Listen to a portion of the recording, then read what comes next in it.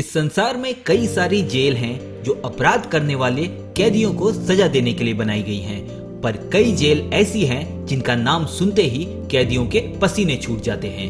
इतिहास में हम अक्सर ब्रिटिश हुकूमत के दौर में काला पानी की सजा के बारे में पढ़ते हैं। काला पानी की सेल्यूलर जेल में ऐसा क्या था जो कैदियों को यहाँ सजा काटने के लिए भेजा जाता था।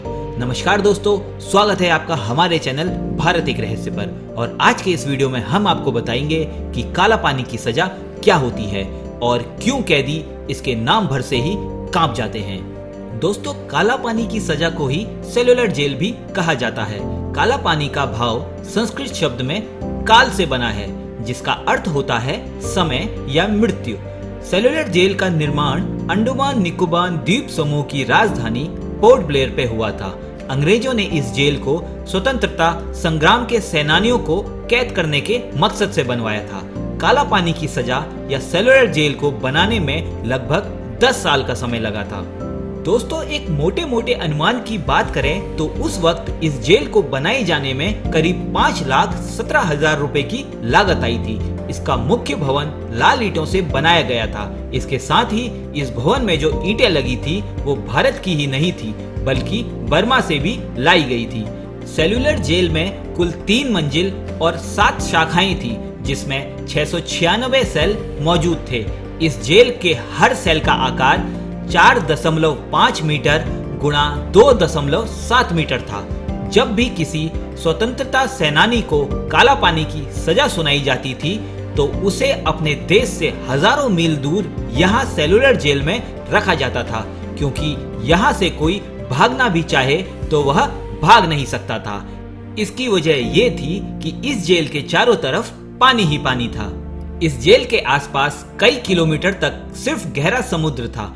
इसे पार कर पाना किसी के लिए भी आसान नहीं था। इस जेल की सबसे बड़ी खूबी यह थी कि इसकी चारदीवारी को एकदम छोटा बनाया गया था, जिसे कोई भी आसानी से पार कर सकता था। लेकिन इसके बाद जेल से बाहर निकलकर भाग जाना लगभग नामुमकिन था, क्योंकि ऐसा कोशिश करने पर कैदी समुद्र के पानी में ही डूबकर मर जाता था। अब आप सोच रहे होंगे कि क्या कभी यहाँ से किसी कैदी ने भागने की कोशिश की है? तो दोस्तों, इसका जवाब हाँ में है। आपको जानकर हैरानी होगी कि एक बार यहाँ से 238 कैदियों ने भागने की कोशिश करी थी, लेकिन उन्हें पकड़ लिया गया। एक कैदी ने तो आत्महत्या कर ली और बाकी सारे कैदी पकड़े गए थे। जेल अधिकारी ने उसी वक्त भागने के जुर्म में 87 लोगों को फांसी पर लटकाने का आदेश दे दिया। दोस्तों, अब आपके मन में एक सवाल आ रहा होगा कि इस जेल को सेल्यूलर जेल क्यों कहा जाता है।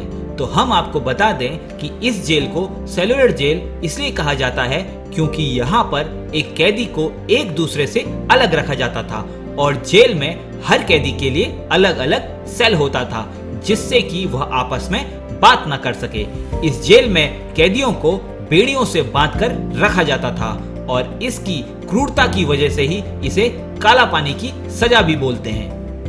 दोस्तों, हमारे देश की आजादी में अनेक शहीदों का योगदान रहा है और हजारों क्रांतिवीरों ने जेल की सजाएं भोगी हैं। सेल्यूलर जेल में काला पानी की सजा काटने वालों में कुछ बड़े नाम भी शामिल हैं, जैसे कि बटुकेश्वर दत्ता, विनायक दामोदर सावरकर, बाबूराव सावरकर, मौलाना अहमदुल्ला, मौलवी अब्दुल रहीम सदीकपुरी, मौलाना फजल हक खेराबड़ी, डॉक्टर दीवान सिंह और वमन राव जोशी।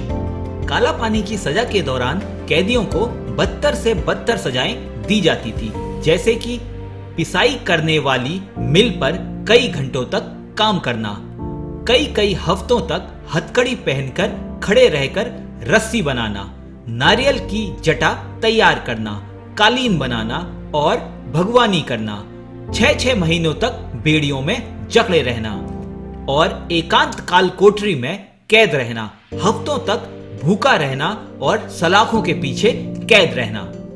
ये सजाएं इतनी भयानक थी जिसमें कैदी को मानसिक और शारीरिक तौर पर अपाहिज कर दिया जाता था।